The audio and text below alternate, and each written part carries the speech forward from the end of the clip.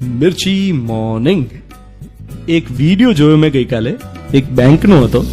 બેંકના કાઉન્ટર પર માસ્ક પહેરેલો માણસ પહોંચે છે ચેક જમા કરાવવા માટે. બેંક કર્મચારી જે કાઉન્ટર પર બેઠા છે એમણે પણ માસ્ક પહેરેલો જ છે. જેવો પેલો ચેક મૂકે ને ગ્રાહક કે બેંક કર્મચારી ચીપિયો ઉપાડે, ચીપિયાથી ચેક પકડે અને ચેકને તરત જ ઇસ્ત્રી કરી દે. બે બાજુ ઇસ્ત્રી ફેરવે. બે કીધું આ જબરું યાર. જેને પણ મસ્તીમાં બનાવ્યું છે, ધન્ય છે એની ક્રિએટિવિટી. ચીપિયાથી ચેક પકડીને ઇસ્ત્રી કરવાનો વિચાર ક્યાંથી આવ્યો હશે? બીજો વિડીયો મેં જોયો, મારી ફિલ્મ હતી વિટામિન સી. એની એક્ટ્રેસ ભક્તિ કુબાવતના પેજ ઉપર. ભક્તિ અને એના પપ્પા એ શાકભાજી લેવા માટે ગયા. ભક્તિના પપ્પા ડોક્ટર છે, તો એ લોકોએ કારમાં વિન્ડો ગ્લાસ ઊંચો કરીને એમાં પ્લાસ્ટિકની નાની કોથળી લટકાવી હતી અને દરેક શાકભાજી વાળાને કારની અંદર બેસીને જ રિક્વેસ્ટ કરે કે ભાઈ આખું શાકનું લિસ્ટ છે, આ જોઈ લો. પેમેન્ટ કરતી વખતે પેલી જે વિન્ડો ગ્લાસમાં ભરાવેલી કોથળી હોય ને એ આખી પ્લાસ્ટિકની બેગ જ આપી દેવાની. કરન્સી નોટને અડવાનું જ નહીં. અને શાકભાજી વાળો સમજદાર, એ તરત જ કોથળી લઈ જાય, એમાંથી નોટ લઈને છૂટા જેવા એ પાછા મૂકી દે. તો કેટલી સારી વાત કે કરન્સી નોટને અડવાનું જ નહીં. બિલકુલ નો કોન્ટેક્ટ ડિલિવરી. નેપાળમાં પોલીસે રસ્તે ફરતા લોકોને પકડવા માટે ખાસ ચીપિયો બનાવેલો.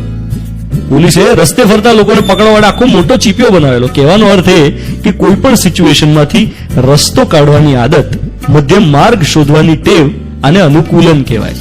એક્લેમેટાઇઝેશન. પરિસ્થિતિ, સમય, સંજોગો પ્રમાણે અનુકૂળ વર્તન કરવું એટલે અનુકૂલન. યાદ છે આ કોરોનાનું લોકડાઉન શરૂ થયું ત્યારે પેલો વિડીયો, લિફ્ટ વાળો પ્રયોગ, કે લિફ્ટમાં એક સોફ્ટબોલ ચોંટાડી દેવાનો જ્યાં લિફ્ટના બટન્સ હોય ત્યાં, અને એના પર ટૂથપિક્સ ઘુસાડેલા હોય. તમારે લિફ્ટનું કોઈ પણ બટન આંગળીથી નહીં દબાવવાનું, ટૂથપિકથી જ દબાવવાનું. લિફ્ટનું બટન ટૂથપિકથી પ્રેસ કરવાનું. કોરોનાથી દૂર રહેવાનું. આને કહેવાય અનુકૂલન.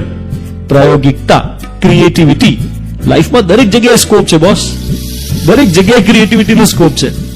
જો ઘરમાં ખાવાનું તો બધા જ બનાવે, પણ એમાં વઘારમાં કંઈક જુદું કરે, એનું નામ ક્રિએટિવિટી. જમવાનું તો બધા પીરસે, પણ પીરસવામાં કંઈક સરસ ડ્રેસિંગ કર્યું હોય, શણગાર કર્યો હોય, આકર્ષક રીતે, એટ્રેક્ટિવ લાગે એ રીતે પીરસ્યું હોય તો મજા આવે એમ. ચલો, જમવાનું, પીરસવાનું, તૈયાર થવાનું, કોઈના માટે સજવાનું ધજવાનું, આ બધું તો કોમન છે. એમાં તો હોય જ છે ક્રિએટિવિટી રૂટીનમાં. માન લો કે અત્યારે લોકડાઉનમાં તમે બ્રશ કરતી વખતે ક્રિએટિવિટી યુઝ કરી છે કદી? રોજ તમે જો ઊંઘમાં ઝોકા ખાતા બ્રશ કરો છો તો થોડા દિવસ મસ્ત મ્યુઝિક મૂકીને એની રિધમ સાથે બ્રશ કરો, તમારા ફેવરિટ સોંગ સાથે બ્રશ કરો. રોજ જમણા હાથે કરો છો તો એક દિવસ ડાબા હાથે બ્રશ કરો. Challenge yourself. ઘરમાં છેલ્લા થોડા દિવસમાં જેની સાથે વાંકું પડ્યું હોય, કિટ્ટા થઈ ગયું હોય, એની સાથે બુચ્ચા કરો. ક્રિએટિવિટી. આને કહેવાય અનુકૂલન. દરેક સિચ્યુએશનમાંથી રસ્તો કાઢવાની આદત. યુ આર લિસનિંગ ટુ મિર્ચી. હું છું ધ્વનિત તમારી.